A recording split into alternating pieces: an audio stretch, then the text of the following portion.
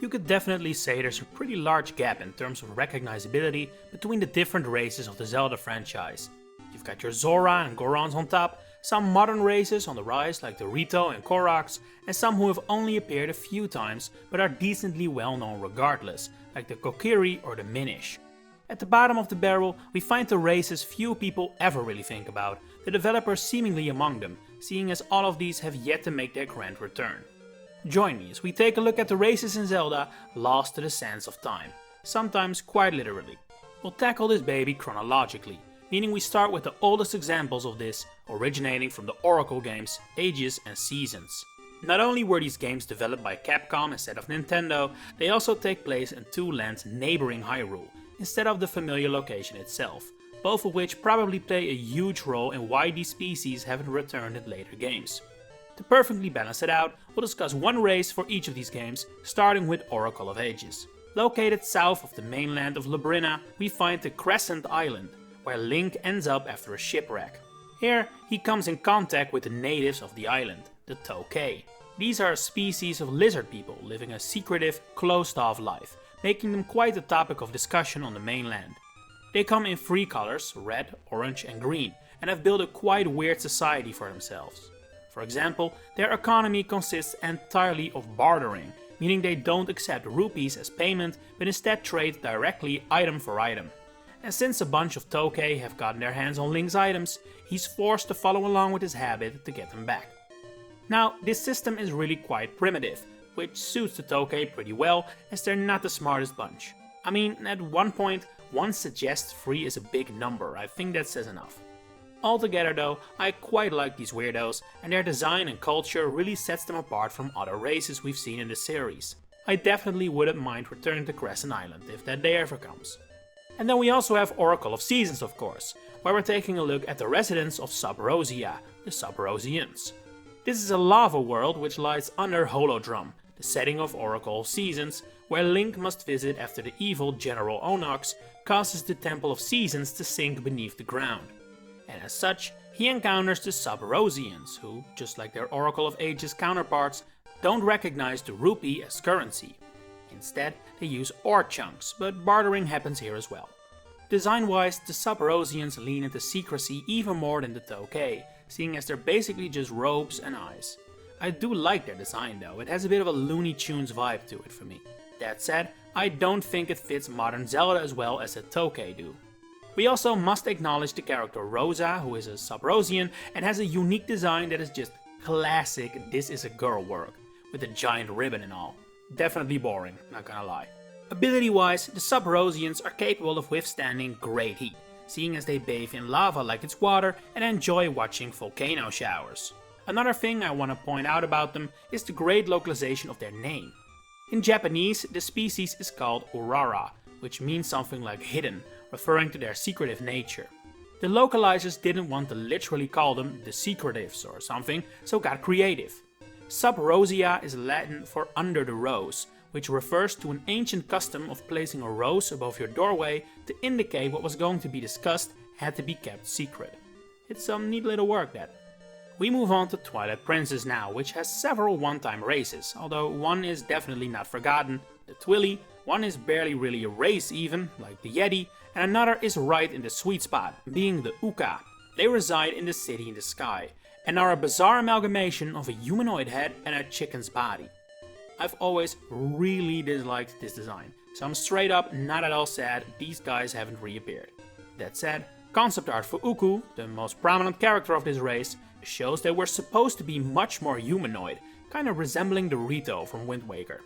My own distaste aside, the Oocca are actually pretty important to the history of Hyrule.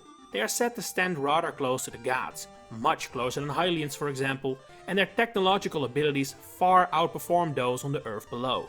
In fact, it's said that the Oocca created the land of Hyrule and have always been in close contact with its royal family.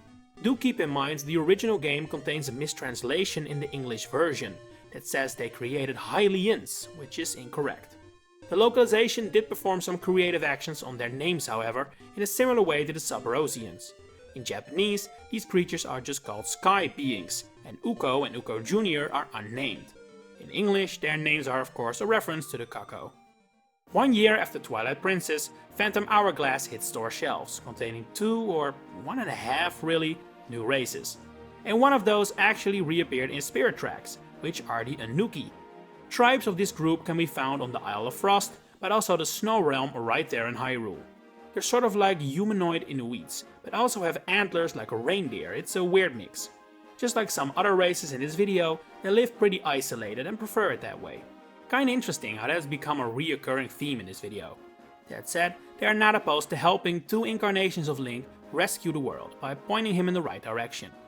Then again, they couldn't really do anything else, considering it's said an Anuki never lies. But those in Hyrule are definitely a bit stricter compared to those on the Isle of Frost, because in Spirit Tracks they suddenly have a whole bunch of requirements Link must meet in order to have their approval. Either way, I'm honestly kind of surprised we haven't seen these guys since the Nintendo DS, seeing as they were created by Nintendo themselves and ice-based races are actually pretty rare in Zelda. They could have perfectly fit that role in Breath of the Wild and Tears of the Kingdom really, although I suppose those games lack a true icy area and go more for snowy mountains. The sort of like a half race I mentioned before when discussing Phantom Hourglass was referring to the Kabul, which is an ancient civilization of very humanoid characters, but they're technically different from Hylians and other humans. The Kabul kingdom has long vanished by the time the game takes place, and its ruins are found beneath the sea on the Isle of Ruins. Here, Link encounters the spirits and descendants of the ancient Kabul, including their former king Muto. This race was likely very capable of creating and improving weapons through all kinds of means, as they created the boss Eox to guard their temple, and Zaus, who throughout the game forges Link's Phantom Sword, is a descendant of theirs and uses the same techniques. Either way, they're more of a bonus inclusion in this video, since they're more a kind of ancient human than a proper race of their own. And last but not least, we have Skyward Sword, which may be the most recent game in this video and even received a re-release on Nintendo Switch, but is still jam-packed with unique races we haven't seen in a long time. Both in and out of universe, because since this game is set at the start of the Zelda timeline, it does make sense it would feature some races and species that have since gone extinct, have evolved, or just generally aren't as prominent anymore. For one of those, what happened is crystal clear, since they're already extinct by the time the game takes place. It's already kind of in the name, ancient robots. They used to reside in the Lanayru Desert, at a time the desert was still a sprawling, lush landscape, mining away for time shift stones. However, as the natural sources were depleted and the land withered away, the robots ceased to function, with their remains left behind in the sand. But by striking the time shift stones that remain behind, Link can reverse time for but a moment, and cause the robots to return to a functional state. Design-wise, the most common model, the LD301 series, is pretty cute actually, with large hands and claws, but also a charming little face and a color scheme that's easy on the eyes. 2 other models that appear in the game, the LD002G Scurvo and LC003D Dreadviews, which are way more menacing and humanoid, serve as sub-bosses in the game. These actually haven't gone extinct, which the game explains is due to their tenacity. Next is the first unique race you ever come across in Skyward Sword, the Kikwi of the Faron Woods.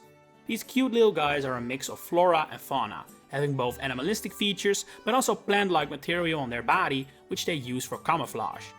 As such, finding them can be a hassle, and once you have it, that's exactly what Link must do after a bokoblin attack causes the Kikwi of the forest to hide. This is asked of him by the elder Kikwi, known as Bucca, who is significantly larger than the rest of his kind, implying the others are yet to grow to that size. Personally, I much prefer the Link-sized Kikwi, they're a lot nicer to look at. As for the future prospects of the Kikwi, I'd say things are not looking too good. Koroks have basically been given the opportunity to become the new main cute forest guys and have seized it with a capital S. So I don't have high hopes Link will come across a surviving group of Kikwi anytime soon. Then we have the Magma, who reside in the Eldin province, mostly in the grounds around the volcano. They're mole people, meaning they spend most of their time below the ground, and there are only a few instances in the game where we can see their full bodies. The Magma are obsessed with riches and are a greedy kind, constantly digging for treasure, rupees and other objects of value. Despite them very clearly being moles, I've always found their design to resemble dogs more than moles really. Either way, I'm not too big a fan of these. Their design reminds me more of enemies than a kind race we should be willing to interact with, and their culture is really non-existent. They offer nothing we're missing in modern Zelda. These guys can stay extinct as far as I'm concerned. That said, there has been some speculation that these statues in the depths in Tears of the Kingdom are supposed to represent the magma. Now, I have to admit, I don't personally see it. There's some vague similarities, yes, but I'm not ready to call this a fact at all. That said, the location being deep underground does fit the MO of the magma, so who knows. And then finally we have the Perella, which live in Lake Floria, also in the Varon province. They're the aquatic race of this time, meaning a connection to the Zora is easily made, although there isn't a confirmed one in universe. Outside of that though, there definitely is, as the Hyrule Compendium explains Perella were originally supposed to resemble the Zora, but that design ended up unused after the designers were told to go for a more primitive design. And that led them to invertebrates, the kind of animals that also populated our real-life oceans billions of years ago. The Perella specifically seems to be an amalgamation of seahorses and jellyfish, with a little coral on top. Just like the later Zora, they're excellent swimmers, and because they lack bones, they can squeeze through all kinds of narrow gaps and crevices. Only very few Perella are actually named in the game, the exception being Jellyf, who is also interestingly enough of a different color, being red instead of blue. It might very well have been the reason why she's in charge of the tribe and serves as their leader. Either way, with how the Zora status has only grown in recent years, I do not see it happening that the Perella will ever return. We will probably remain seeing the Zora as the designated water tribe, with some occasional unique species thrown in over time, but I just cannot see these weird creatures ever reappearing. And that's all I have for you today. Which one of these is your favorite, or did I, ironically enough, forget about your favorite entirely? Let me know in the comments below. If you enjoyed this video, please consider giving it a like and subscribing to the channel to stay updated on all my future Zelda content coming up. For now, thanks for watching and enjoy the rest of your day.